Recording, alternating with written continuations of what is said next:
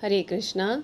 तो आज मैं आपको सोने के बारे में बताने वाली हूँ। यस, गोल्ड जिसे हम धारण करके ना बहुत ज़्यादा खुश होते हैं, और उसकी क्वालिटीज़ क्या हैं, मतलब क्वालिटीज़ हैं या क्या है। हम लोग तो जब भी कोई हमारे यहाँ फंक्शन होता है, शादी है, बच्चा पैदा होता है या कुछ भी, तो हम उसको गोल्ड का कुछ ना कुछ ज़रूर देते हैं, है ना। तो और गोल्ड जब हम लोग, मैं कहना नहीं चाहती, लेकिन जब हम एक्सपायर, मतलब कोई एक्सपायर हो जाता है, तो उसमें भी हम उसके मुख में भी डालते हैं।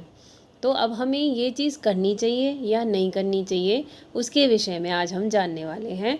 और बहुत ही इंटरेस्टिंग है। जब मैंने इसको पढ़ा तो पता चला कि एक्चुअल में इसकी क्या क्वालिटीज़ हैं भी या नहीं हैं। हरि बोल। तो आज जो हम ले रहे हैं, श्रीमद् भागवतम स्कंद 5 अध्याय 14 और श्लोक संख्या है 7। इसके अंदर बताया जा रहा है। तो ये जो श्लोक है वो इस तरह से है।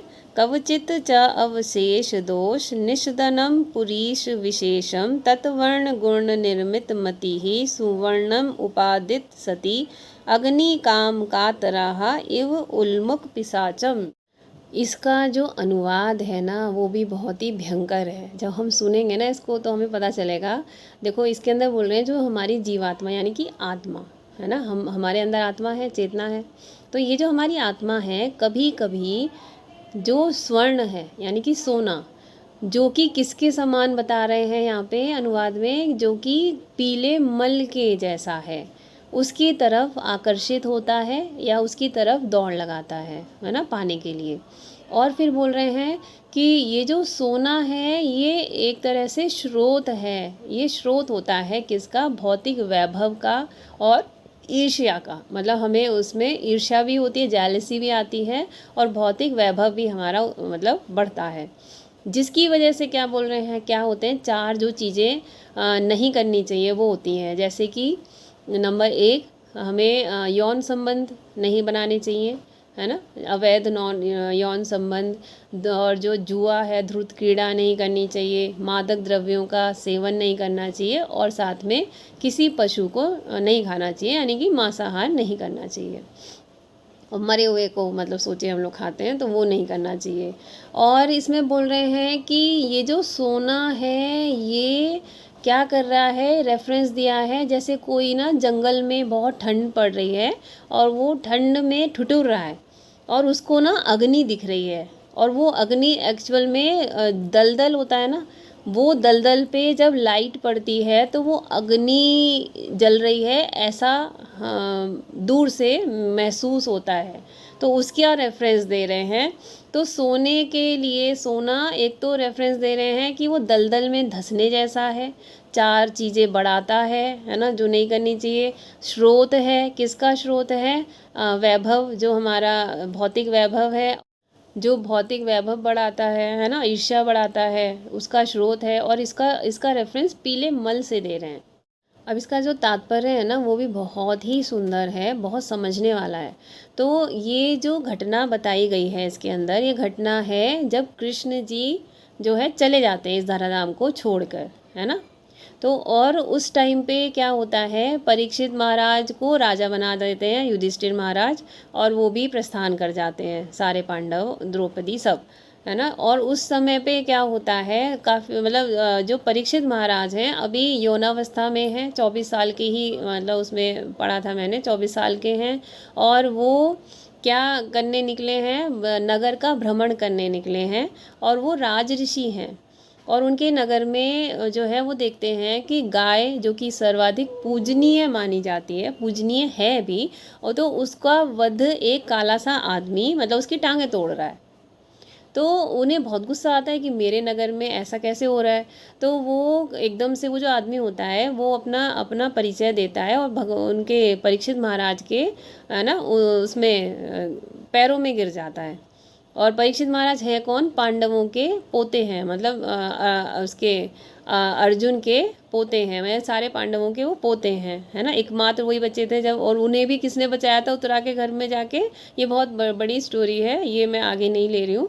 तो उन्हें बचाया किसने था, श्री कृष्ण ने, उनके गर्भ में जाके, उत्तरा के घर में जाके, जब जो है उनको बाण मतलब उनके ऊपर चला दिया था ब्रह्मास्त्र, है ना। तो ये इसका इस स्टोरी में नहीं जा रही, लेकिन इसके अंदर जो है बताया है कि जब परीक्षित महाराज गए थे भ्रमण करने, तो उनको इस तरह से दिखा। तो वो जैसे ही उनको उसको मारने चले, तो वो उनके पैरों में गिर गया, और पैरों में गिर के उसने माफ़ी मांगी और अपना परिचय दिया कि हे परीक्षित महाराज, मैं जो है कली हूँ, मुझे कलयुग हूँ मैं, और मुझे अब मेरा जो है समय आ चुका है, मुझे अब आना है। तो वो जो है परीक्षित महाराज फिर वो उसको कहते हैं कि ठीक है, तुम 4 जगह रह सकते हो। तो वो 4 जगह बताई, एक तो वैश्यालय जहाँ वृत्ति होती है, एक बताई जहाँ पे शराब पी जाती है, मदिरालय, एक बताया वधशाला, वधशाला किसका, जहाँ पे गायों को और इनको जानवरों को काटा जाता है, स्पेशली गाय को, और ध्रुत क्रीड़ा जहाँ पे जो है जुआ इत्यादि खेली जाती है, वो वाली चीज़ें यहाँ पे बताई। फिर उन्होंने बोला कि ये स्थान तो, कली ने बोला कि ये स्थान तो आपके राज्य में है ही नहीं, और ऐसा नहीं, भारत पाकिस्तान और ये अमेरिका ये सब अलग नहीं थे, सारा का सारा एक ही था। तो उन्होंने बोला कि ठीक है, तो मुझे एक स्थान और दे दो। तो 5वां स्थान जो है परीक्षित महाराज ने उन्हें सोना दिया कि आप सोने में रह सकते हो। अब यहाँ पे जो है ना मेन जानकारी ये है कि सोना पहले ही बता दिया किसके समान है, पीले मल के समान, या फिर जो है आप दलदल, और इससे क्या क्या चीज़ें हो रही हैं। तो यहाँ पे बोल रहे हैं किंतु, है ना, कलयुग ने किसी एक ऐसे स्थान दिए जाने के लिए प्रार्थना की जिसमें ये चारों सम्मिलित हों। मतलब ये सोना जो है ना, इसमें चारों ये चीज़ें सम्मिलित हैं। तो इसमें बोल रहे हैं स्वर्ण में, सोने में पाप के चारों तत्व विद्यमान होते हैं। तो हम जो कहते हैं ना सोना, हम इतने आकर्षित होते हैं, तो ये बोल रहे हैं चारों तत्व, ये जो चारों तत्व हैं, वैश्यालय, मदिरालय, वधशाला, धृत कीड़ा, ये चारों उसमें हैं, क्योंकि उस टाइम में कहीं कुछ नहीं था, ये थी। तो और बोल रहे हैं फलतः आध्यात्मिक जीवन में जहाँ तक संभव हो, आध्यात्मिक मतलब कि जब आप भगवान की उसमें चल रहे हो, तो स्वर्ण से बचना चाहिए। तो हमें ना स्वर्ण से बचना चाहिए, ऐसा बोल रहे हैं, हमें आकर्षित नहीं होना चाहिए। और जहाँ स्वर्ण रहेगा, जहाँ पे सोना रहेगा, वहाँ क्या क्या होगा अब ये बता रहे हैं।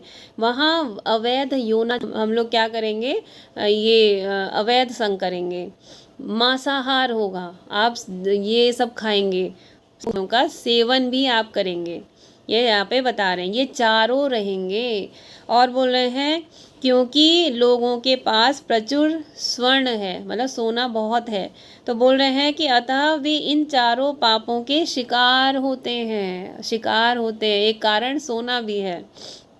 और क्या बोल रहे हैं, स्वर्ण का रंग अत्यंत चमकीला होता है, जिससे कि क्या होता है, जो आध्यात्मिक पुरुष या स्त्री हैं वो क्या होते हैं, आकर्षित होते हैं सोने से।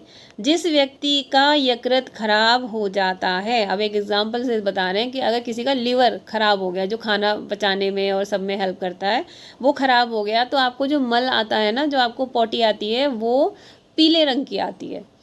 तो ये बोल रहे हैं कि वो ऐसा है ना, इस मल का रंग भौतिकवादी व्यक्ति को वैसा ही आकर्षित करता है जैसे कि गर्मी चाहने वालों को मायावी प्रकाश। तो और जो है ना, ये जो मैं बना रही थी ना, तो मैंने सोचा कि हम लोग तो जो मर जाता है इंसान, उसके अंदर मुख में गंगा जल डालते हैं, तुलसी पत्र डालते हैं, जो कि बहुत पवित्र हैं, लेकिन सोना भी मैंने कई जगह देखा है, सोना भी डाला जाता है। तो जैसा कि अब यहाँ पे पड़ा है, जहाँ सोना है, सोना तो सोने के अंदर निहित है ये चारों चीज़ें, और ये हमारा जो ईर्ष्या को बढ़ा रहा है, बहुत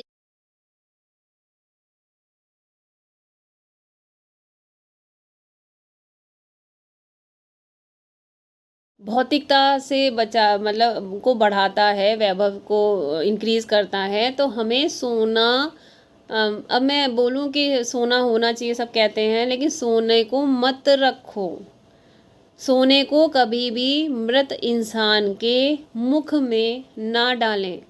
हम लोग तो जानबूझ के डालते हैं, बनवा के लाते हैं, मगर नहीं लाओ, क्योंकि अब ये पढ़ने के बाद में हमें ज्ञान मिला है कि सोना दलदल है, धंस जाएंगे आप लोग उसके अंदर, आकर्षित करता है। और जहाँ पे ये चीज़ें होती हैं, मतलब जहाँ सोना होगा वहाँ पे ये सारे जो अवैध चीज़ें हैं, 4 जो जगह मांगी थी कलयुग ने, उसका स्थान हो जाता है ना। तो निगेटिविटी आती है सारी जगह से।